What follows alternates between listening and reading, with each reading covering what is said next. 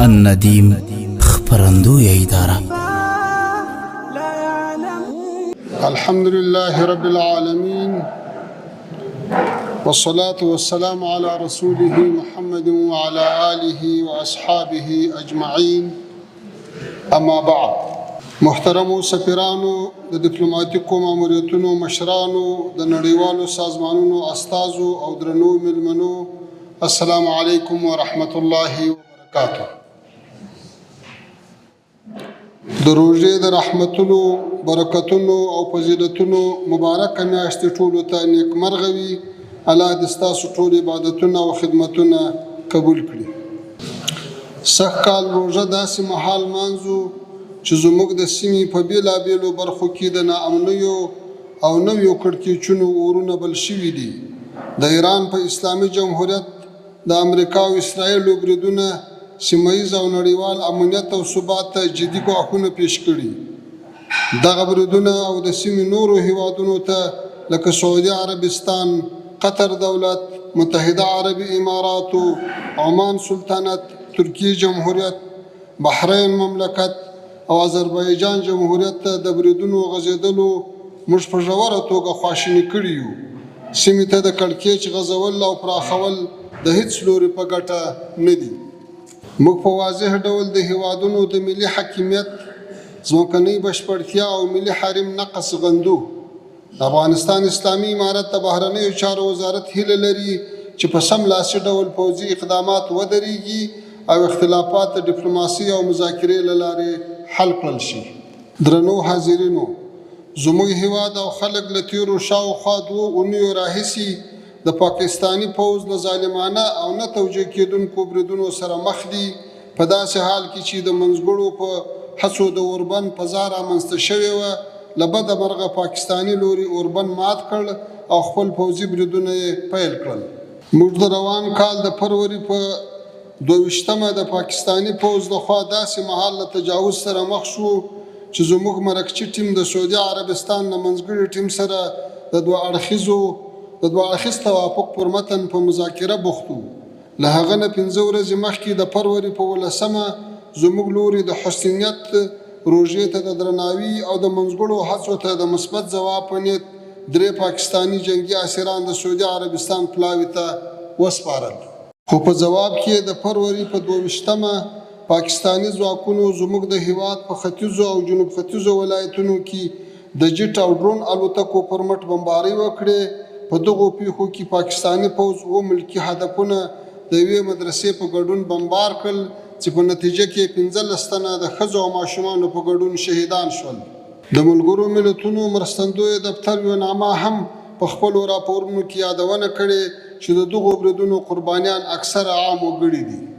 د دغو تجاوزونو په دوام پاکستاني لوري په ننګرهار، پکتیا، پکتیکا، کندهار، خوست، کونړ، لغمان، پروان، کابل او نورستان کې هم بمباري ترسره کړي چې زموږ د امنیتي او دفاعي ځواکونو لخوا ورته متقابل او متناسب دفاعي اقدامات وشول. موږ له یوه تحمیلي جنگ سره مخ یو او زموږ دفاعي اقداماتو تل په ډېر احتیاط او د پوځي اهدافو په نښه کولو تمرکز درلود. هدف مو یوازې هغه مرکزونه دي چې له هغو څخه د افغانستان پر خلاف اقدامات ترسره کیږي. زموږ اقدامات د مقابل لوري د تیري په جواب کې دي. پاکستاني لوري د خپلو بریدونو د توجیه لپاره د ټي ټي پي موضوع یادوي، خو دا باید څرګنده شي چې دا موضوع نوې نه ده. د ټي ټي پي ستونزه له کلونو راهیسې په پاکستان کې موجوده ده چې خپل عوامل او زمینه لري او دا د افغانستان اسلامي امارت له راتګ سره نه ده رامنځته شوې. پاکستاني جنرالان د دې پر ځای چې د خپلو داخلي ستونزو د حل لپاره هڅه وکړي، د ټولې سیمې امنیت یې له ګواښ سره مخ کړی دی. تاسې به اورېدلي وي چې د پاکستان پوځي دستګاه د هارد سټیټ خبره کوي. دوی د خپلو داخلي مشکلاتو د حل لپاره د سیاسي لارې پر ځای نظامي لاره انتخاب کړې ده. حکیم پوځي رژیم د خپلو سیاسیونو، علماو او ټول ولس سره په جګړه دی. دوی د تفاهم په ځای کوشش کوي چې د تقابل او فشار له لارې مشکلات حل کړي. خو تېرو لسیزو دا ثابته کړې چې فشار او د ځواک بې اساسه استفاده د مشکلاتو د حل پر ځای د مقاومت څپه لا ډېره قوي کوي.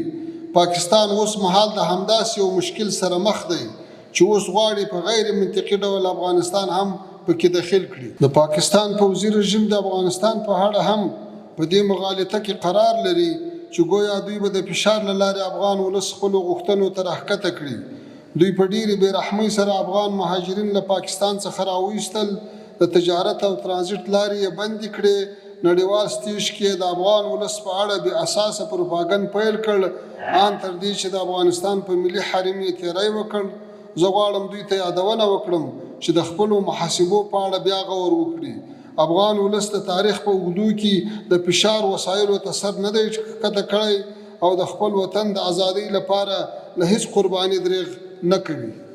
موږ د یو مسؤل دولت په توګه د هیچا د حرم نقص، د امنیت اخلال او تجاوز نه غواړو. خپل موقف مو ټولو دوستو هیوادونو په ځانګړې توګه د سعودي عربستان پاچاهۍ، متحده عرب اماراتو، قطر دولت او ترکیې جمهوریت ته د مذاکراتو په مهال واضح کړی دی. او دا دی له دې فرصت څخه په ګټه اخیستنې غواړم ستاسې له لارې ستاسې پلازمینو او حکومتونو ته هم ورسیږي. هیلهمند یم چې زموږ په ټوله سیمه کې په ځانګړې توګه په منځني ختیځ کې د جګړې نوې څپه ودرېږي او د تحمیلي سیاستونو او پوځي اقداماتو پر ځای د دولتونو د ملي حاکمیت اصولو ته درناوی وشي او ستونزې یوازې د ډیپلوماسۍ له لارې حل کړای شي. هیله د خپلو پلازمینو ته له نیکو هیلو او درناوي سره زموږ دریځ هم ورسوئ. ډېره مننه، تاسو ته ښه روزه ماتې غواړم. السلام علیکم ورحمة الله وبرکاته.